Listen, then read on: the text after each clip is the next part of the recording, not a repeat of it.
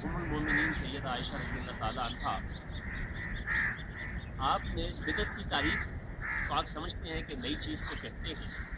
हमारे यहाँ लफ्ज़ बिदअत जो है वो सिर्फ़ और सिर्फ गुनाह के ज़िम्रे में या लड़ाई झगड़े के लिए इस्तेमाल होता है, जबकि अरबी में ये किसी नई इख्तरा, नए अमल, नई चीज़ को कहते हैं। तो दीन में जो नया अमल दाखिल हुआ था वो ज़्यादा खाना है। आपके फरमान के मुताबिक इस्लाम की पहली बिदअत जो है वो ज़्यादा खाने का अमल है। ये बात पहले भी कई दफ़ा हो चुकी है, इसी के ज़िमन में दोबारा फिर अर्ज़ करता हूँ। कम खाने से इतनी बीमारियाँ नहीं लगती हैं या इतनी मौतें नहीं होती हैं जितनी ज़्यादा खाने से होती हैं।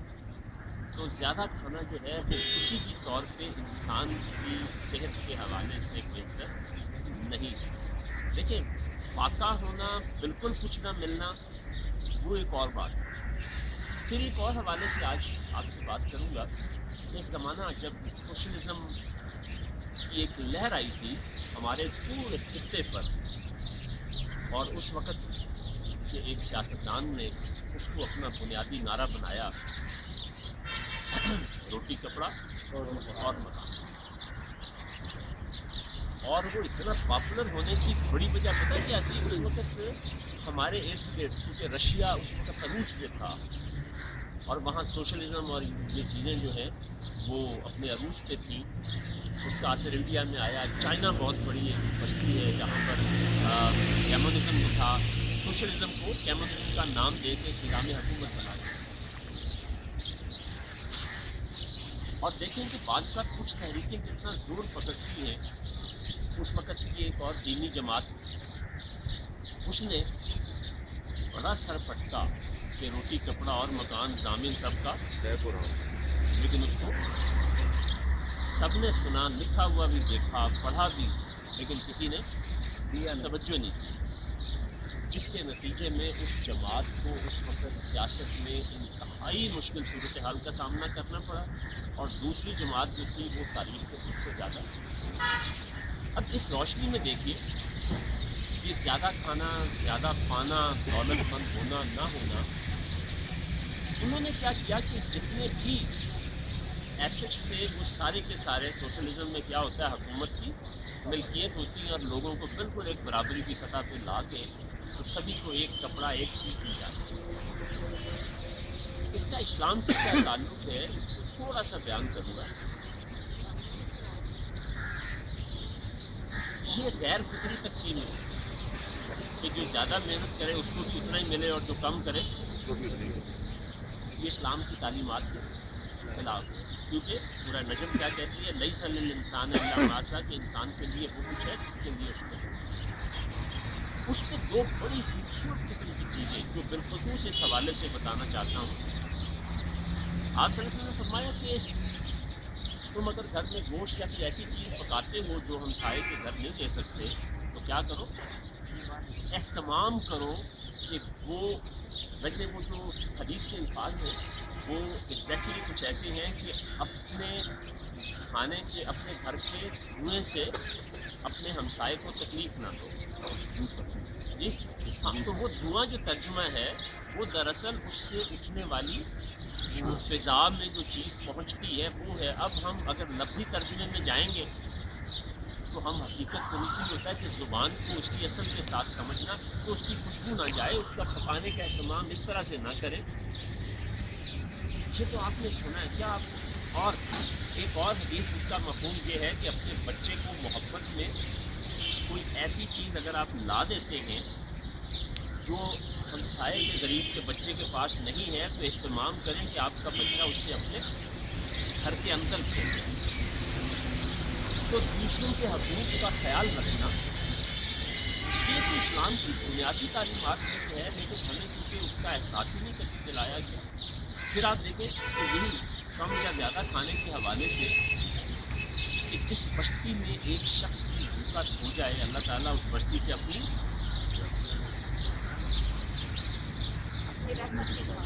हिफाजत का ज़िम्मा उठा लेता है।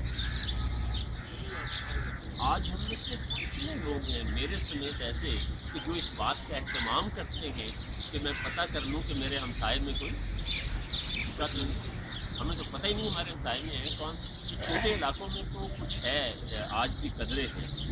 آپ جتنے کھلے اور بڑے علاقوں میں جائیں لوگوں کو پتہ ہی نہیں ہوتا کہ اس نام کا بھی کوئی شخص یہاں رہتا ہے کہ نہیں. گاؤں والے بندے کا نام کا اس لیے یہ جو آج زیادہ کھانے کے حوالے سے ہم نے بات چیت کی ہے. پھر پروفیسر براؤنی جو ہے اس نے آپ صلی اللہ علیہ وسلم کی حیات پہ لکھتے ہوئے جو مختلف چیزیں لکھی ہیں اس میں بھی ایک واقعہ اس نے لکھا ہے. وہ جو ہم نے سب نے سنا ہوا ہے کہ مدینہ میں ایک حکیم آیا تو اس کے پاس مریض نہیں آتے تھے تو اس نے آ کے آپ صلی اللہ علیہ وسلم سے شکایت کی. وہ عیسائی تھا مثلاً حارث بن قلدہ اس کا نام تھا.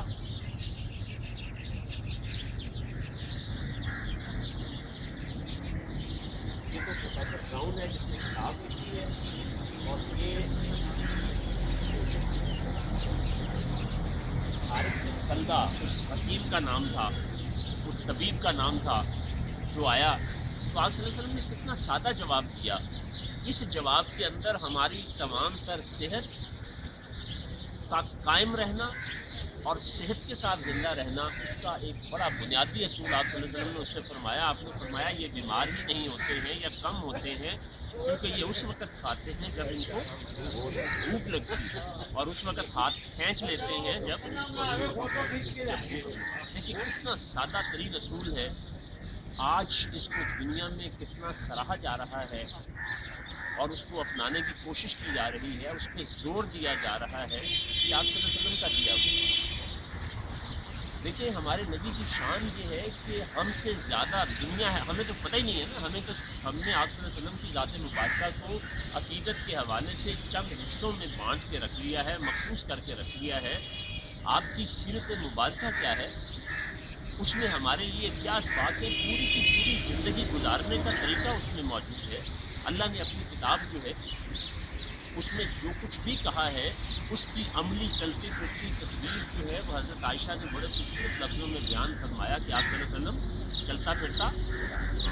جو قرآن کی کوئی تعلیمات ہیں وہ آپ صلی اللہ علیہ وسلم کے عمل سے جھلکتی ہے. اٹھنا بیٹھنا کھانا پینا ملنا جلنا معاملات کرنا یہ ساری کی ساری چیزیں ہیں. تو ہمیں اس بات کا اہتمام کرنا چاہیے کہ آپ صلی اللہ علیہ وسلم کی سیرت کو, آپ کی سنت کو چند مخصوص چیزوں تک مقید نہیں کرنا چاہیے بلکہ پوری کی پوری زندگی کو اس طرح سے ڈھالنا چاہیے. اللہ پاک ہمیں توفیق عطا فرمائے.